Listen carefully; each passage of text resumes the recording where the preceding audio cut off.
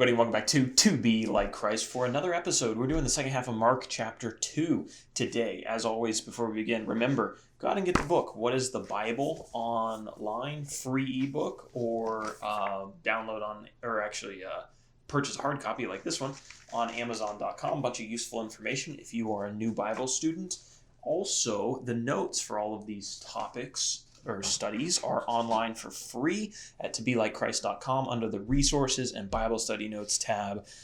Description, link down in the description below. Let's talk about this. Second half of Matthew, gotta stop saying that. Mark chapter 2. What have we talked about so far? Well, beginning, we talked about the paralytic man who was brought down through the ceiling and Jesus healed him. Then there was the call of Levi or Matthew, the tax collector. And then the meal that preceded Matthew's call, where Jesus was eating with tax collectors and sinners, and the Pharisees and scribes had a problem with that. And we went through that discussion. So now we pick up in the middle of Mark chapter 2, and we are in verses 18 through 22. And I want you to notice, if you did do the Matthew study with us, how close this narrative is to Matthew's account. As we mentioned, Mark slows it down in chapter 2 and chapter 3, and it follows basically the exact same outline as Matthew's book. That makes sense because these events seem to happen in chronological order, and I think the chronological order of these events really matters in our interpretation of them. So it makes sense that Matthew and Mark basically place them consistently. Now John's disciples and the Pharisees were fasting, and people came and said to him, that's Jesus, "Why do John's disciples and the disciples of the Pharisees fast, but your disciples do not fast?"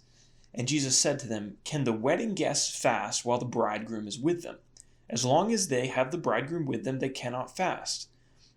The days will come when the bridegroom is taken away from them, and then they will fast in that day. No one sews a piece of unshrunk cloth on an old garment. If he does, the patch tears away from it, the new from the old, and a worse tear is made. And no one puts new wine into old wineskins. If he does, the wine will burst the skins, and the wine is destroyed, and so are the skins. But new wine is for fresh wineskins." If you remember from chapter 1, verse 14, John the Baptist was thrown into prison. And some of John's followers come to Jesus, and they ask him this question about fasting. In the Old Testament, fasting was commanded at least one time a year that I'm aware of, and that was on the Day of Atonement. You can read about that in Leviticus chapter 16, verses 19 through 31.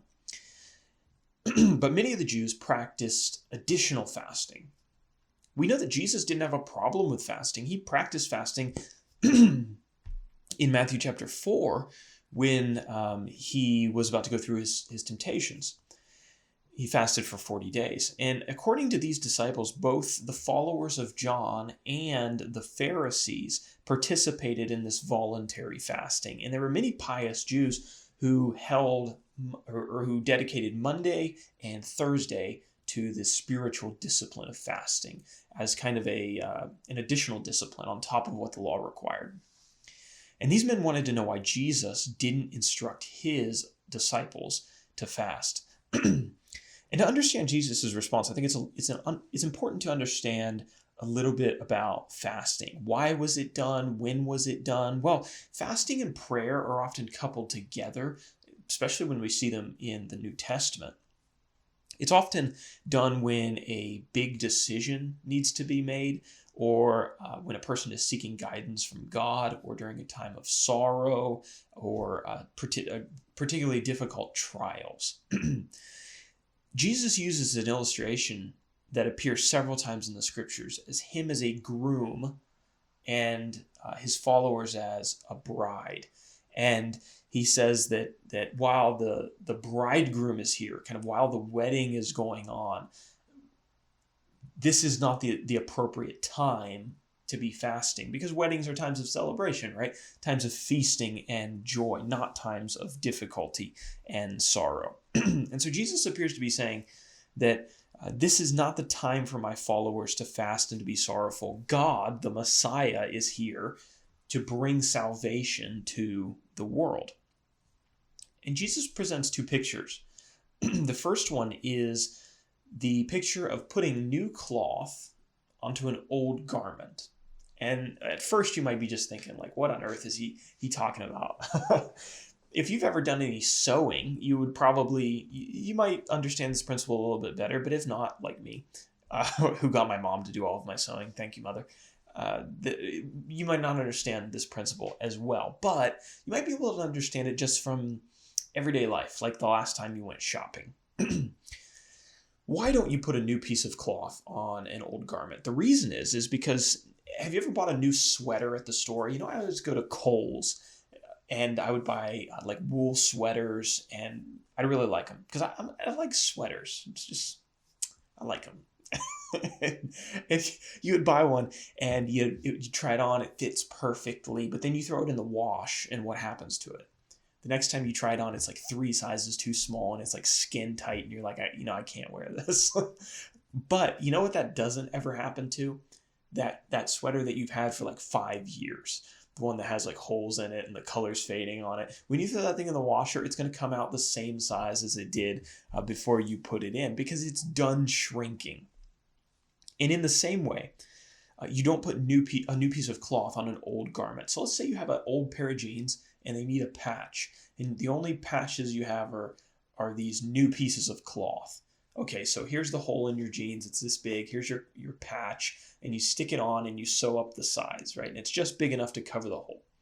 Well, what's going to happen when you wash those jeans? The old jeans, they're going to stay exactly the same size, but what's going to happen to the patch? It's going to shrink up, right? It's going to pull at those threads that are tying it to the old garment. And what's going to happen is that the pressure is going to be so great in the shrinking process that it's going to tear at where you sewed it, and the hole is actually going to get worse. So that's what Jesus is saying here. Your patch is going to shrink. The old garment's not going to shrink. The threads are going to tear. Okay, that's the first picture. The second picture then is about wineskins. You don't put new wine into old wineskins. And for modern readers, maybe this is a little bit difficult, unless you work in a vineyard. This illustration involves the fermentation process. In the first century, grape farmers would take their new grape juice and they would put it into wineskins. Now, what is a wineskin? I have some pictures there on your notes for wineskins, and you might think they look kind of funny, but they didn't have glass bottles like we do, and so they put them in animal hides. So a wineskin was made by taking the skin off of an animal, cleaning that skin up, and then sewing it together so that it's watertight or liquid tight. And they would put new wine into these wineskins as a container. But here's what happened. When you put new wine, when it ferments, it expands. Pressure builds up within that container. And if you have an old wineskin, much like the sweater, that old wineskin is no longer pliable, it's no longer flexible, and it's not going to be able to expand as the pressure gets greater within with your fermented wine. And so eventually the pressure builds up so much, and everyone knows what happens then. The thing explodes, and all your wine is, poured out on the ground or ruined or just not good for anything. But if you put that new wine into new, pliable, flexible skins, those skins are going to be able to expand with the wine, and everything's going to work out the way that you wanted it to. So that's the picture. And now that we understand the pictures, we can understand a little bit better what Jesus is trying to communicate to us here. In the Matthew 9 notes, where we talked about this story last time, and you may notice that some of that explanation is pulled directly from those notes, but here, I would actually like to give a slightly different interpretation of this parable than I did in Matthew chapter 9. In Matthew chapter 9, I gave a more specific interpretation where the new garments, the new patch, and the new wine represented the new law that could not be contained in the forms and the figures of the old law, right? That these two things were incompatible and couldn't just be mixed or mashed together. The new law was coming as a fulfillment of the old law, and they could not be, well, maybe I said it best already. The new law could not be contained within that old law. Two incompatible things aren't going to be able to work together. And by incompatible, don't get me wrong, as I said, the new law is the fulfillment of the old. All that the old promised is completed, is fulfilled in the new law.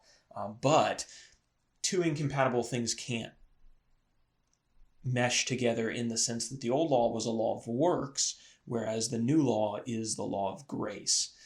One is one that will condemn all people because no one can keep that law of works perfectly. The new law is one of grace in that our sins are forgiven and paid for by Christ. But anyway, now that took way longer to explain than it should have, that was the interpretation that I gave in Matthew chapter 9. And I think that's a good interpretation. But I'm always kind of wrestling with this parable. And like every time I come back to it, I'm thinking, man, maybe that's not what Jesus is saying. This isn't one of the ones where he gives us a nice tidy explanation. So what I actually want to do here is present a little bit different perspective, a little bit broader interpretation on this parable. So Jesus is using these pictures to tell his listeners that they need to consider the events occurring around them and to act appropriately, right? That's the gist of these statements. They need to look at the world around them. They need to act appropriately, especially in their religious devotions. So what he's saying is continuing to act and continuing to do the same things, the things that you've always done, may be unreasonable. And in this case, he's saying would be unreasonable to do. It would be unreasonable to look around to see all these reasons for rejoicing and conclude that you ought to be fasting. Just like if you were at a wedding feast and you were starting a fast. It would be an unreasonable thing to do because you're not considering your circumstances. They needed to discern the signs of the times. This is something that Jesus got on the Pharisees about in Matthew chapter 16, verse 3. He says, you know how to interpret the signs in the appearance of the sky, but you don't know how to interpret the signs of the times, that the Messiah is coming, or rather that the Messiah is here. And that's totally going over your head and you're not acting appropriately, right? Jesus is saying, I think, a similar thing here in this more general interpretation. So using a new patch on an old garment or putting new wine into old wineskins was a failure to recognize some of the key elements of the situations in front of you. So too was their insistence on fasting. Excuse me. So too was their insistence on fasting when they should have been rejoicing. Certainly, there had been some times in Judah's history and in the immediate previous years of Judah's history that they should have been fasting. Why? Because they had neglected God, they had abandoned him, and now they were trapped in the consequences of their sins. If there was a time for fasting, it was the time before Jesus showed up when all of this was occurring. But now for the first time in a long time, Judah, or the people of Israel, the Jews, they have a reason for rejoicing because someone has come and arrived to bring them some hope, finally. But they were continuing in their insistence on this just because it was what they had always participated in. And they come to Jesus and they're like, why aren't you doing this along with us? They're failing to evaluate the world around them to see if a continuation of their practice made sense.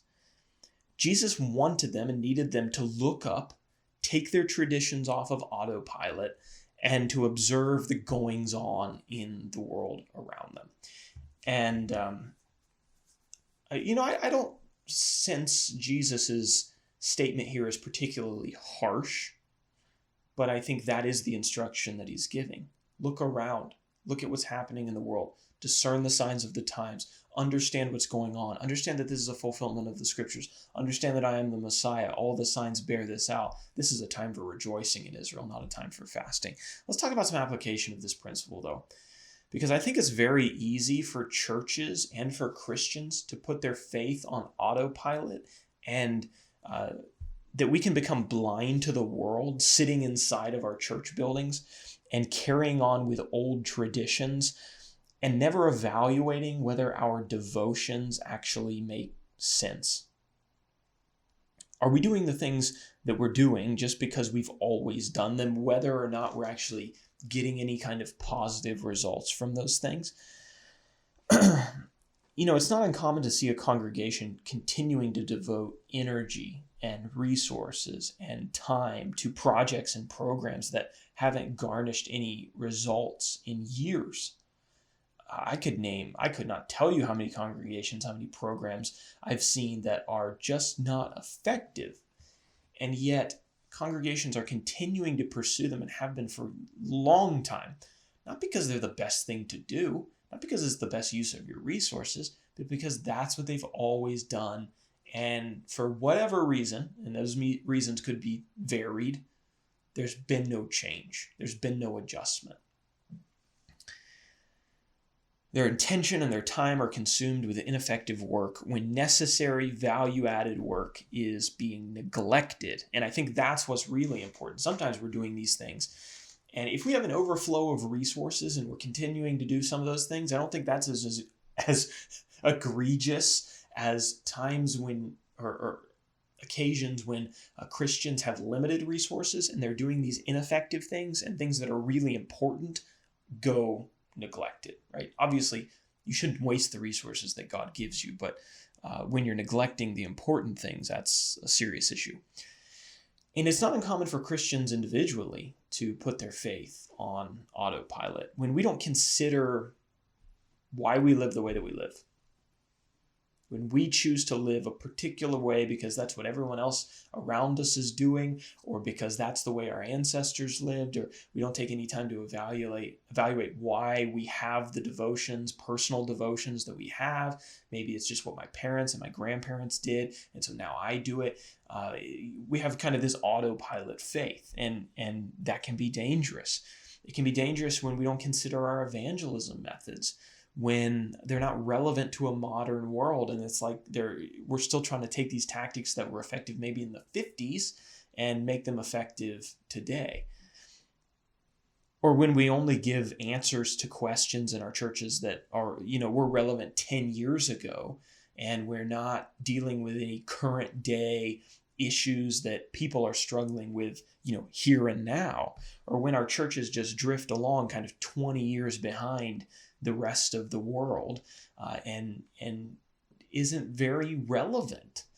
And I want to say right here that sometimes people choose to use methods that aren't effective. They can do that for a lot of reasons. And I'm not attacking any particular methods here, but what I do think is a problem is when we're not applying any critical thinking to why we're doing what we're doing. That's the real issue. Like, we could debate methods all day long, and there's always going to be people who side with one method and I think it's effective or still relevant for one reason or another. That's not really what I'm interested in discussing. What I'm interested in targeting here is people that aren't applying any time, effort, thought to why they do what they do. And so I thought of this question, and that is that imagine if Jesus sat down with your church leadership, or you individually in your personal life, and Jesus said to your church leadership, he said, okay, show me why you've set your congregation up this way, why you're leading this congregation this way. Tell me why you're doing what you're doing, why you think that's the most effective way to use your resources in this culture. What if Jesus came and he did that? What would be our response to that? Would our response be like, oh, awesome, sit down, let me pull out all my stuff and explain to you, why I think I'm working to the best of my ability in your service? Would we be excited about that? Or would we have to dust off, go find the filing cabinet up in the attic that had the church statement of purpose on it, and pull out the strategy and the reasons behind some of these things because they haven't been dusted off in 50 years and no one's given them any thought for 50 years because we've been driving this thing on autopilot since then? Which would be our position? I think there's a lot of churches, I think, that if Jesus came and asked them to present their strategy, would probably be really embarrassed about how much time they had put into it, and probably wouldn't be able to give very good answers. And so guess what? Jesus isn't here right now. He will stay in heaven as long as he wills, but he's not here right now. We still have time to do this. And so if you've got the church strategy sitting over here in the filing cabinet, get it out, bust it out. You've got smart people in your congregation. Apply your minds to that. We'll talk about that a little bit in a second here, but Jesus wanted these people who he's talking to act appropriately for the time that was at hand. And Jesus would not be with them forever. And there was coming a time when they would fast, but it wasn't right now. And they should know that. They were to be wise enough to discern when new and old patches and new and old wineskin should be used. And they should apply the same discernment to their religious devotions. And I thought about another application from that. You know what? There's a lot of people, those people who Jesus was talking to, he uses the illustrations of the wineskins and the garments because they knew that. That was like common sense to them probably. Oh yes, of course it works that way. Of course I would never put a new patch on an old garment. But yet they weren't taking their same reasonableness and critical thought and applying it back to their religious tradition, right? I wonder if there's some application there for us as well, because if you measured the amount of time, the amount of critical thought that you applied to your earthly affairs, your earthly life, whether it's your work or maybe it's your hobbies or something like that, measure the amount of critical thought you put into those things, and then measure the amount of critical thought you put into the church and to the Lord's work, and you set those things side by side, what would that ratio look like? And I ask that question because the church is full of some really smart people. I know a lot of the smart people that are in the church, and I know what they do for a living outside of the congregation. And I know that they have to apply themselves and their brilliant minds to their work. And for personal example, let me do the measurement as well. Before I moved to do mission work, I worked for a major auto manufacturing company. And towards the end of my work there, I got into some computer robotics stuff, automation stuff. And man, I had to apply myself really hard to learn new things, to be able to meet the demand for this technology and to get it off the ground. And it was exciting. And when I walked out of work, my mind was tired. And I asked myself, many times I asked myself, what kind of critical thought and time and devotion am I putting into my work versus the congregation? Has my mind ever been tired because I thought so hard about ways to reach the lost? Has my mind ever been tired because I thought so hard about the strategy that the church should be taking and maybe the best route for the next 10 years in the congregation, like I was doing back at my job? And I can't answer that for any person, whether that ratio is messed up or not. But I think a lot of us would probably realize if we examine that man, I apply myself really hard to my work, my physical work. But you know what? Sometimes I just walk into the church building and walk out. And as long as I do that 2-3 times a week, I don't give it a whole lot more thought than that. Or, in my Christian life is working on a level of critical thinking that I would never, or my boss would never accept in business, right? They would never allow me to put so little thought into what I'm doing. And I think that, I'm not trying to rip on anybody, but I think that would probably be true for a lot of people. The ratio is here's how much you think critically about your physical work, here's how much you think critically about Christianity. And so think about that in your own life. And I just want to encourage you to remedy any lopsidedness in that ratio and make sure that ratio makes sense in light of the importance of God's work and also in light of the importance of your physical earthly work. Okay. So that's the principle that I think Jesus is getting at here. And so now we'll move on to that's one interpretation. You may like the interpretation of Matthew better. I'd encourage you to go check that out if you haven't already. Let's talk now about verses 23 through 28 in a passage that's a little bit challenging, but I think we can understand it.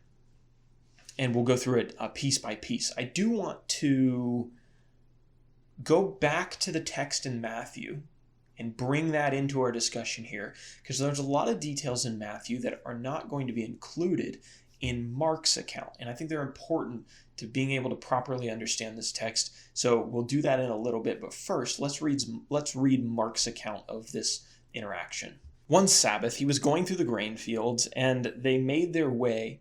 And as they made their way, his disciples began to pluck heads of grain. And the Pharisees were saying to him, "Look, why are they doing what is not lawful on the Sabbath?" And he said to them, "Have you never read what David did when he was in need and was hungry, he and those who were with him, how he entered the house of God in the time of Abiathar the high priest, and ate the bread of the presence, which is not lawful for any but the priest to eat, and also gave it to those who were with him?" And he said to them, "The Sabbath was made for man, not man for the Sabbath. So the Son of Man is Lord even of the Sabbath." This account is recorded in Matthew, Mark, and Luke with progressive decrease in detail. Matthew's account is the most detailed, Mark's second most, Luke's has very few details, which is interesting for the Gospel of Luke. And so because of all the details that are contained in Matthew, as I said, we're going to incorporate that into our study here. Matthew gives the most detail about the dialogue here, and that might be because it's to a Jewish audience, and a lot of this is very understandable, very relevant to the way that they look at Sabbath law. Let's see, what do I want to do here? One statement that's not included in Matthew's gospel is Mark chapter 2, verse 27, where Jesus says, "The Sabbath was made for man and not man for the Sabbath." I think that's really important in understanding what's going on here. So we're going to definitely take some time to focus on that verse. So Jesus and his disciples, they're walking through a cornfield. Now, corn here is not corn like we think of it. This is the Old English usage of the word corn. So it's more like grain or wheat or barley, something like that. Corn, like maize, like corn on the cob, wasn't grown in this area of the world at this time. Luke chapter 6, verse 1 actually says, "On the Sabbath, while they were going through the grain fields, his disciples plucked and ate some of the heads of grain, rubbing them in their hands."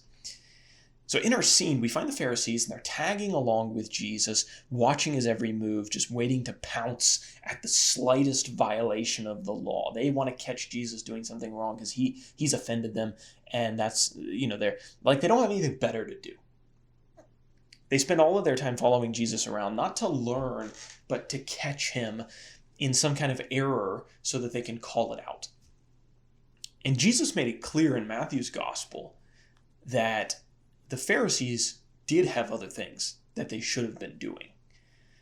But rather than their religion transforming them into people who cared about things, the weightier matters of the law, as Jesus put it, the more important things of the law, like justice, like mercy, like faithfulness, they had weaponized their faith as a way to try to squash people who they thought were below them. And so while their priority should have been on these more important things of the law, they're stalking Jesus through the cornfields and trying to catch him doing something wrong just so they can accuse him. And an application here, and that is that we're going to find in a few moments that Jesus is going to tell these individuals that he's displeased with them in the way that they're following him around and accusing him of things. But there are people like this in the church, and I hope that you're not one of them, and we shouldn't be one of them. They spend all of their time policing other Christians, and you may know somebody like this. Evidently, they don't have anything better to do than stalk other Christians and follow them around. Other Christians who are trying to serve the Lord, right? and keep their eyes peeled in anticipation on just the slightest infraction. And then when they see something that they don't like, they announce it to a wide audience as if it's some kind of public service announcement to everyone to, watch out for this brother or this sister because they made a mistake and I'm calling them out. And I think this has been amplified, especially with social media, with the internet, where people can sit behind their computer screens and act like they're like the defenders of the faith. Not because they've done anything to benefit the faith, but because they think that they are like the heretic community watch. And they spend all their time calling out these, quote, heretics or, false teachers or people who just do things wrong. Why? Well, probably a lot of reasons why people do that. But I think this is, if you've ever heard of discernment ministry, I don't know where that term came from, but discernment ministry is not necessarily wrong. It can be done properly, I think. But a lot of times it devolves into basically just being gossip about the errors of other Christians. And rather than going out and doing anything productive in the kingdom, this person who is the discernment minister just bashes other people constantly. And what doesn't help is that material like that is popular. If I ran a YouTube channel that was, quote, a discernment ministry, like many on YouTube, I'd probably get a lot more views because it's like the juicy gossip about who's in error in the brotherhood. And even in small communities, that can be really enticing for people. And people get a sense of authority out of being somebody like this. But I do not think that is who God calls us to be. Don't be a person who busies yourself policing the errors of people who are actually trying. All right? And if you're somebody who isn't a member of the church, just know that people like this exist in the church. And if you come to the church, don't let this be a reason for you to turn your back on Christ and to turn your back on the church, because these people are not like this because of God's design. They're like this because God's design has been perverted, and for some reason, these individuals have chosen a bent path that Christ has not called them to. So I think that's all I'll say on that. But these types of people are not acting the way that God wants them to. Do not let, and no matter what you do in life, whether you're in the world or you're in the church, there's always going to be people who criticize you, right? There's always going to be people who are unproductive themselves and want to attack you for everything that you do. That's just the way it is. There's people like that in the world. There's people like that in the church. It's not what God wants, but don't let that dissuade you from seeing the beauty of Christ himself and the better example that he lays down and instructs his followers to live according to. Another application here is that, and we'll see a little bit of this in chapter 3 as well, but when religious commands are weaponized to condemn other people while being stripped of any kind of godly focus and godly meaning, then we've got a problem with our religion. Let me read that again. When religious commands are weaponized to condemn others while being stripped of any God-focused meaning, we've got a problem with our religion. The Pharisees observed the Sabbath day, but they did not observe the Sabbath day for God. They observed it for themselves so that they could look down at other people who were not observing it as well as them and, have a sense of superiority over them. And I think this is really important because we too can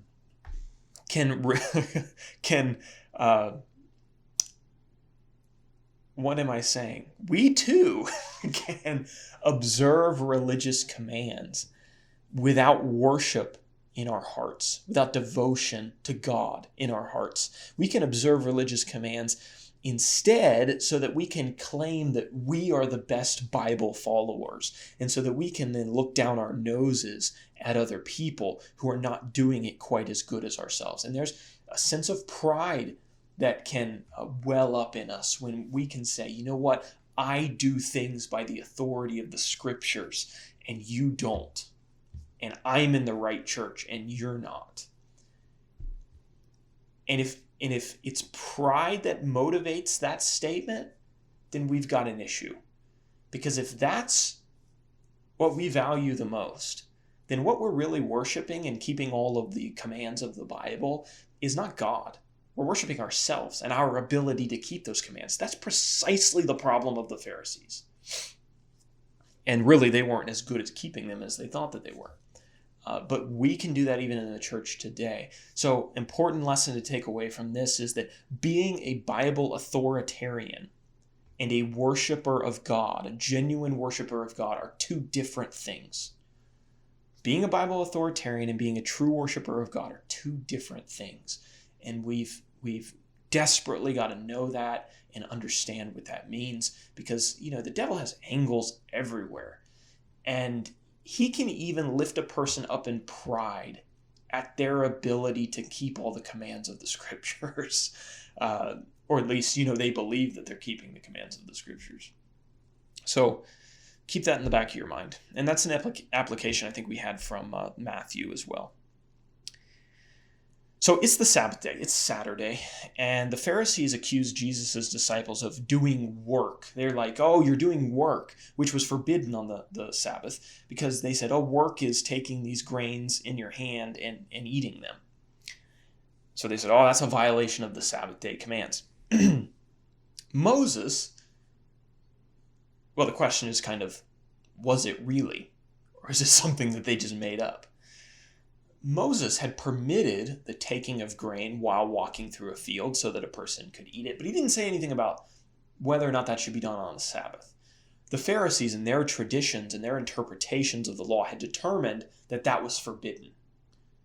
Now, their determination didn't make it, quote, Bible, didn't make it inspired, didn't mean God agreed with it, but that's what they had agreed on. They said, you know what, yeah, picking grain on the Sabbath day, that's considered work, therefore you're in violation of the law. Jesus is going to respond, and instead of directly responding to the Pharisees' misinterpretation on this specific point, Jesus moves to show them a bigger picture, a fundamental misunderstanding that they have in understanding the heart of the law. This is something we see Jesus do often. He doesn't always address the immediate question. Sometimes he goes after the bigger picture. Here, he could have said, oh no, it's not wrong for a man to pick grain on the Sabbath day, but he doesn't go to those specifics. He says, let's talk about the whole law and the way that you interpret the whole law, and that'll sort you out on this and on a lot of other things. Their deep-rooted misconception corrupted many of their interpretations of the law, because the roots were bad in what they believed and what they thought they knew about God. Their interpretations were corrupted because of that. And application here as well, and that is that the big picture of the Bible is super important. And for us to get the big picture right is super important. And for us not to ever we should not lock down our view of the Bible and say, I'm not willing to change my big picture perspective on the scriptures, right? The things that we read, the things that we discover in our Bible study should allow, or we should have the mindset that those, based on what I find there, I am going to be willing to change my big picture perspective, right? So that's a big deal. And that's especially a big deal in the religious world today. We need to be open to the idea that our big picture may need to be adjusted. This is why it's important not to lock down a lens through which we read the Bible before we read the Bible. People read the Bible through lenses, and we need to be willing to change those lenses or refocus those lenses based off of our discovery of the biblical details. So just to make that a little bit more practical, what are some common lenses through which people read the Bible? Well, somebody might say, I'm a Calvinist. I'm a Calvinist because My dad was a Calvinist. My grandfather was a Calvinist. All my favorite preachers are Calvinists. And so when I read the Bible, I know what it says about predestination and total depravity and all these other things. So I'm going to read all the verses of the Bible with knowing in the back of my mind that all those things are true. All my big picture stuff is true. Same thing can happen with Arminians or free willers, right? I know that the Bible teaches free will and that men have a choice in their salvation. It's not solely by the predestination of God. And so I'm going to read every scripture in the Bible based on the fact that I already know that. Now, those are kind of commonly accepted Christian,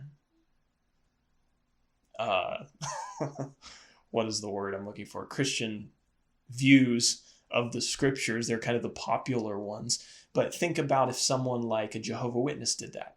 Most of us would disagree with their interpretation. I know that Jesus isn't God because that's what my grandfather believed, and that's what my father believed, and that's what my preacher believes. And I'm going to take that, and I'm going to read all the Bible, and I'm going to read into it that Jesus isn't God, and everything works under that I see everything through that lens. Well, that's a problem, right? The big picture lens needs to be changed. Same thing if you're a Mormon. Same thing if you're an atheist and you come to the Bible and your lens is, this is all just foolishness.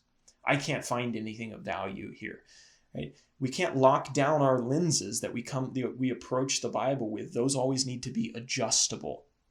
No matter which camp you fall into, whether it's one of those or a host of others. Big picture matters. We've got to be willing to change that because that may just be corrupting all of our interpretations of the biblical details.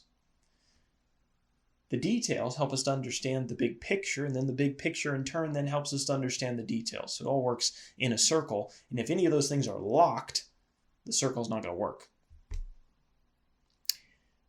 When studying with somebody, it isn't wrong to go through each individual misinterpretation that somebody has and to show them why it's not the correct interpretation. But it may be more beneficial to step back and say, tell me your big picture on the scriptures. Maybe we need to begin there and then go back into the details and figure some things out. In our personal study,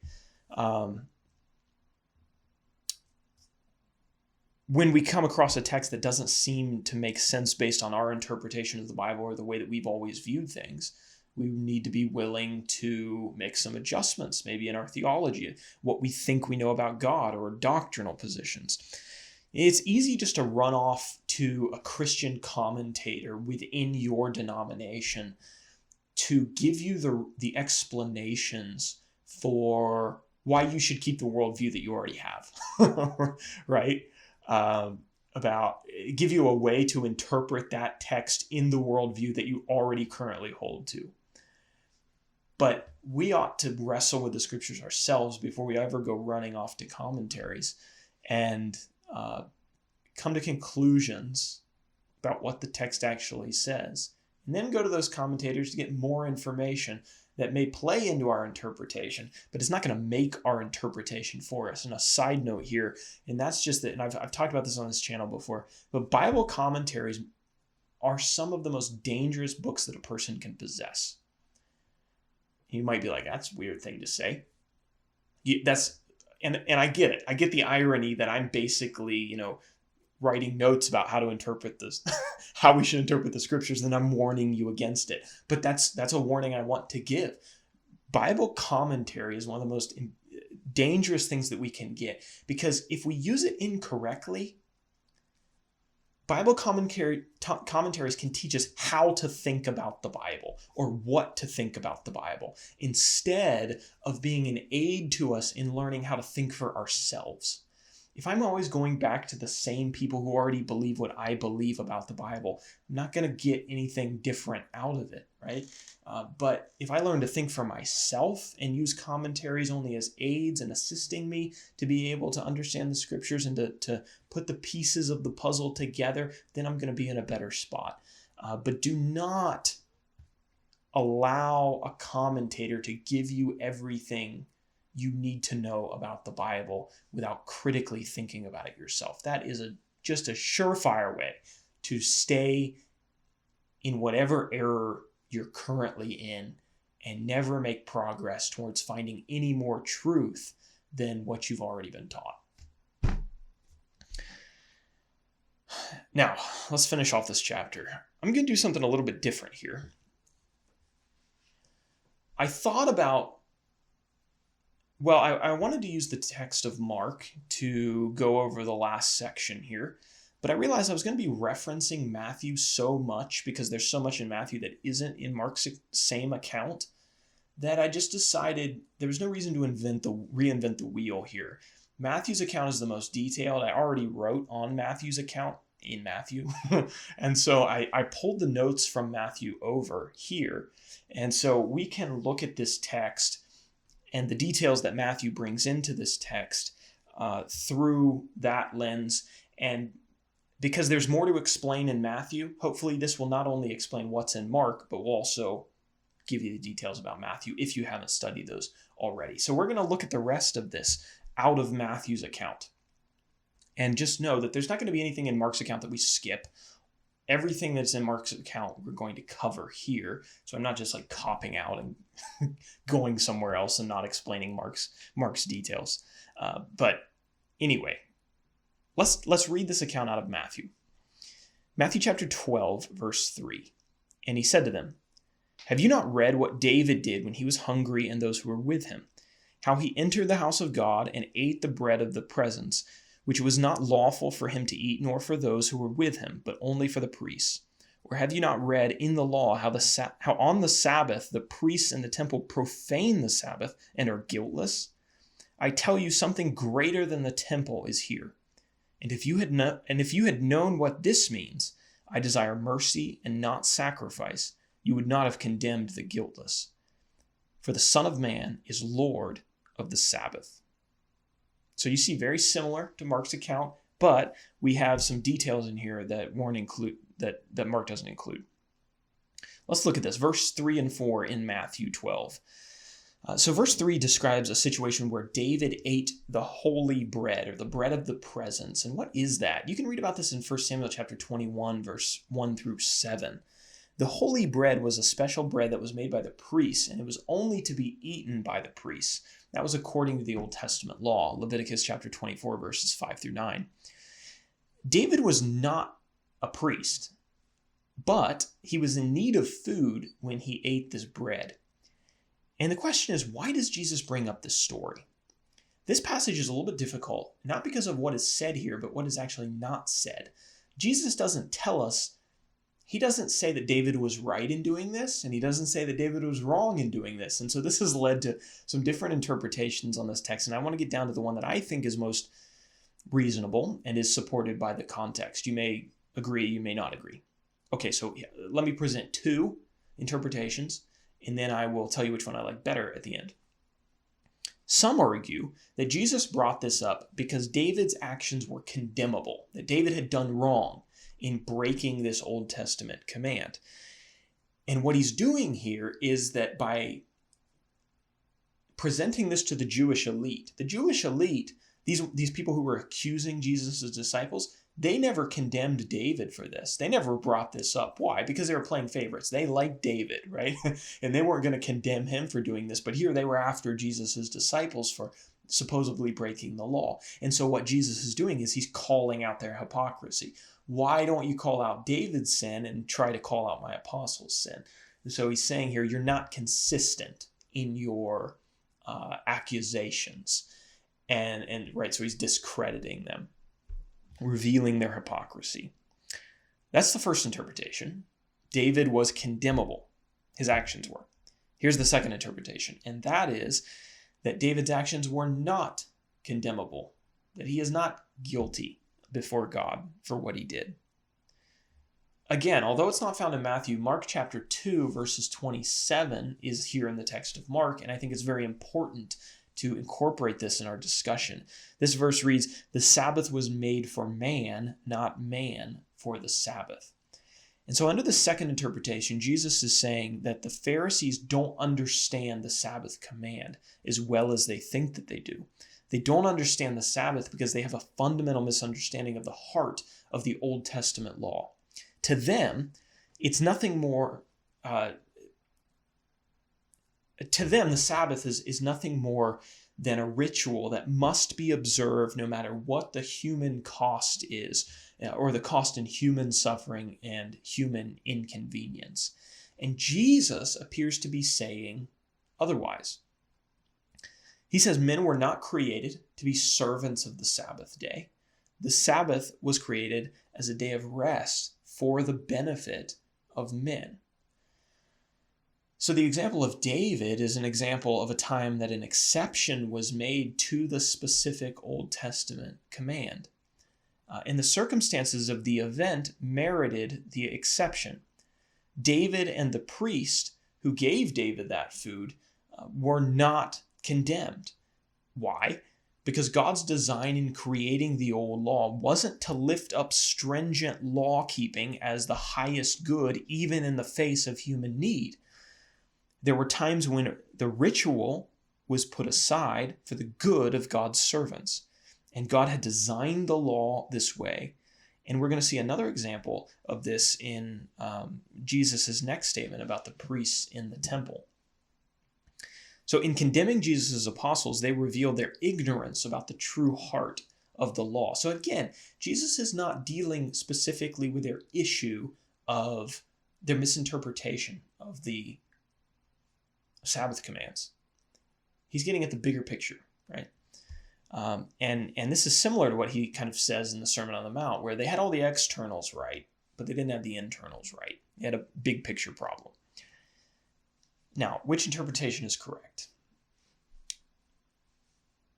If verses 3 and 4 of Matthew stood by themselves, I think it's verse 25 through 26, or maybe it's 27 in Mark. If those stood by themselves without the additional context, I think, no, it's verses 25 and 26, sorry, in Mark.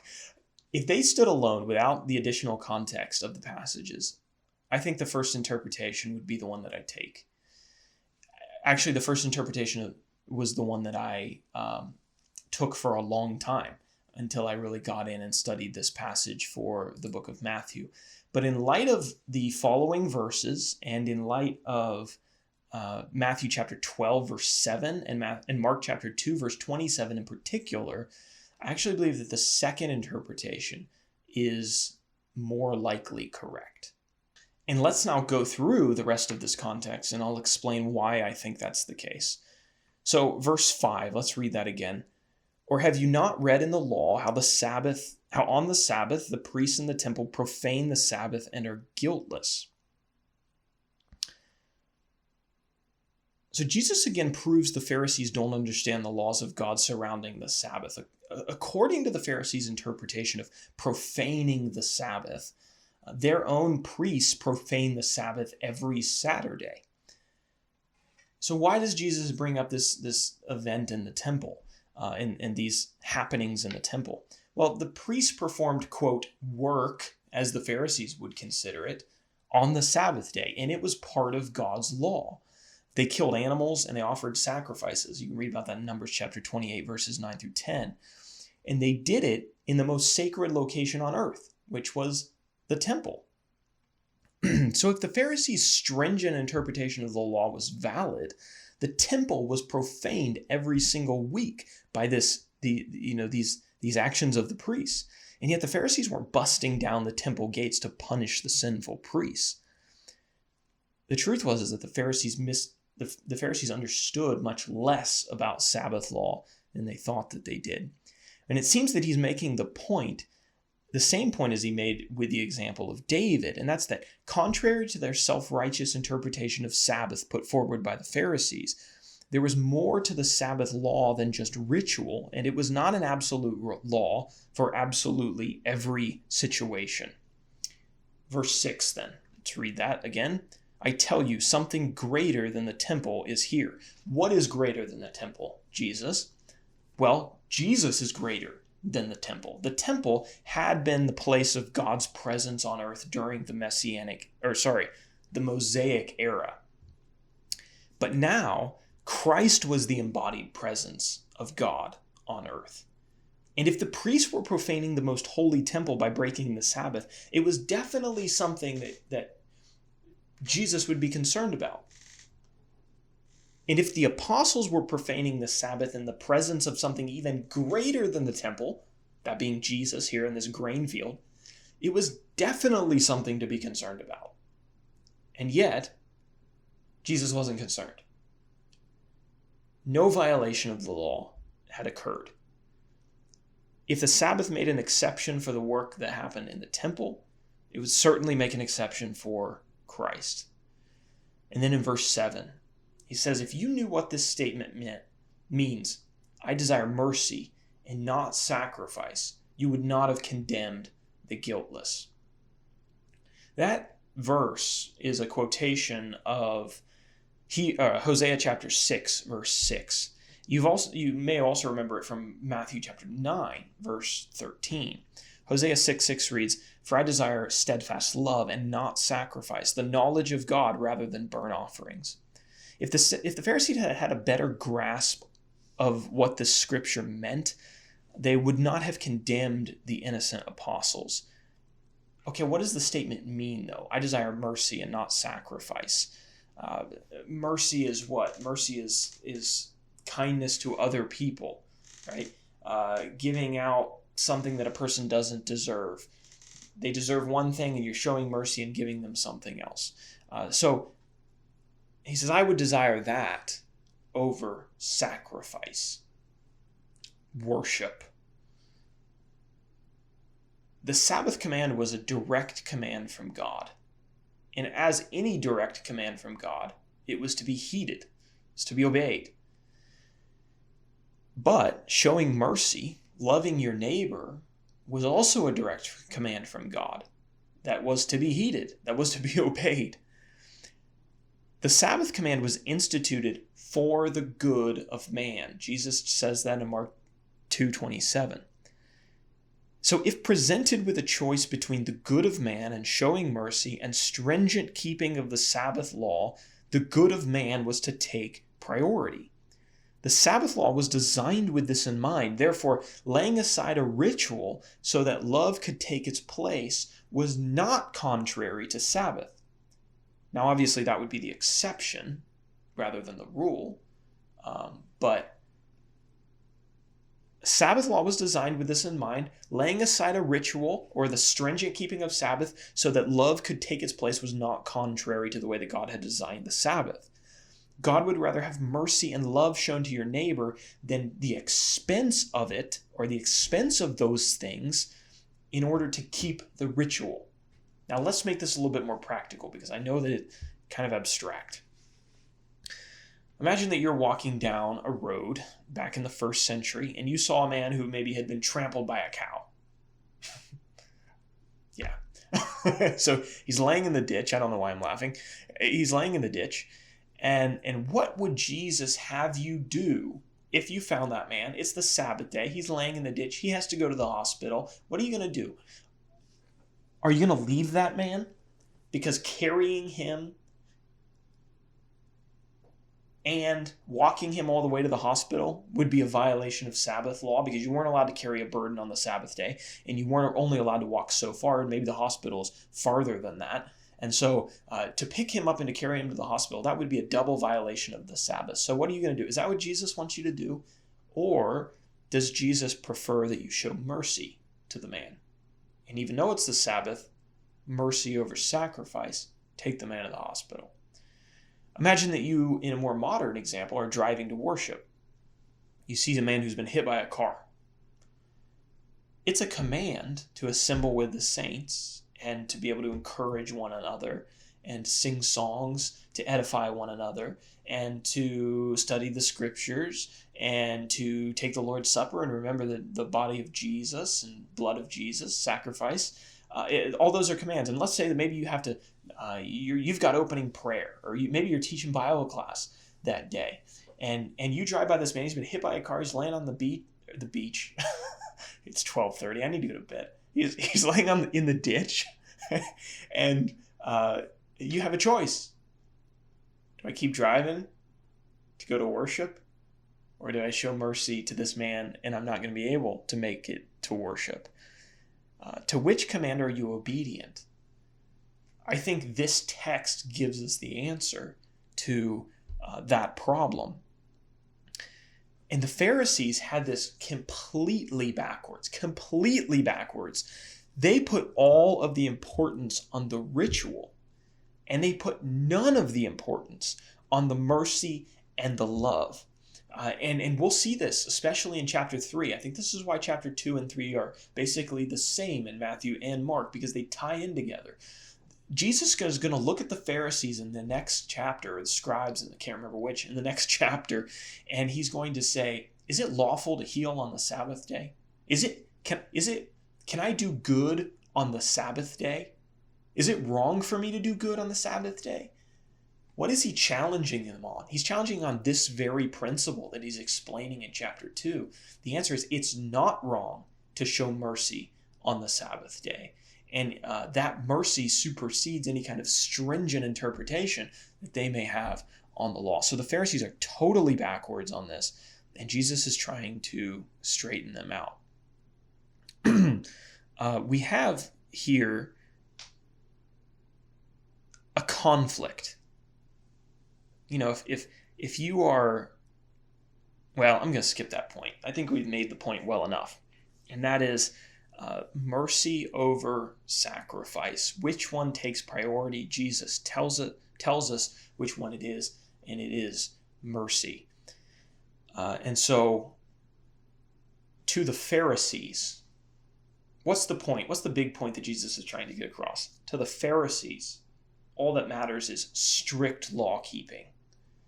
And Jesus is saying, you misunderstand. There's more to it than that.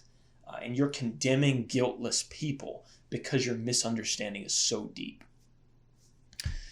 And again, just a side note here, but it should be noted that the apostles' actions were not in any way opposed to the law, as far as we know. We talked about that already. The Pharisees had taken God's Sabbath law and created more stringent traditions about what could and couldn't be done. And in this text, their accusation is only based off of their personal traditions about how to keep the Sabbath. Even so, Jesus is able to use it as a teachable moment to reveal a deep-seated misunderstanding. Now in verse 8, and this will close us out, and man, this has been a long video. Verse 8, let's read this again. Matthew chapter 12, verse 8. For the Son of Man is Lord of the Sabbath. This appears in Mark. It also appears in Matthew, and it should not be overlooked because it is a very important claim. It is a claim to deity, and it cannot be understated. Jesus' claim here is bold and important to his identity. He claims deity in front of the Pharisees. I think they would have gotten this message. He had authority to speak on the interpretation of the Sabbath law because he was Lord of the Sabbath. The Pharisees want to bind their interpretations. Jesus is looking back at them. He's saying, I will tell you what Sabbath law means and what Sabbath law doesn't mean. I will tell you what supersedes Sabbath and how to live your life in accordance to Sabbath. That's not your job. That's my job. I'm the Lord of the Sabbath. And the only one who can claim authority over the laws of God is who? God. So the Pharisees would have thought, okay, they would have conceded, yes, Sabbath is God's law. And Jesus is saying, I have the authority over those laws. I'm Lord of the Sabbath day. And if I'm not offended by these things, you ought not to be offended by these things. And you're in no position to be offended. And again, in Mark chapter 3, we're going to see him communicating a very similar message, and we're going to see how dense the Pharisees are because they just cannot wrap their heads around this. But, okay, man, that was long for 10 verses.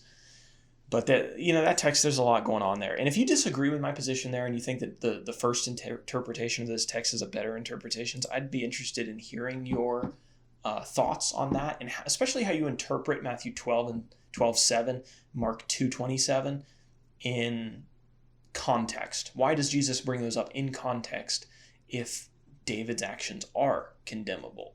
I'd be interested in hearing that, because it's still a text that I'm wrestling with. I want to study out more and put my thoughts together in a clearer way. But thank you everyone for watching. Again, grab the notes online and the book online. The whole Matthew study should be coming out pretty soon. I need to go to bed and get some sleep, because I can tell that I'm halfway dozing off already. And so I'll see you guys in the next one for Mark chapter 3, and we're going to try to make that one video instead of 2. Hopefully that will be the pattern from now on. So, all right. Thank you, everybody. I'll see you later. Bye.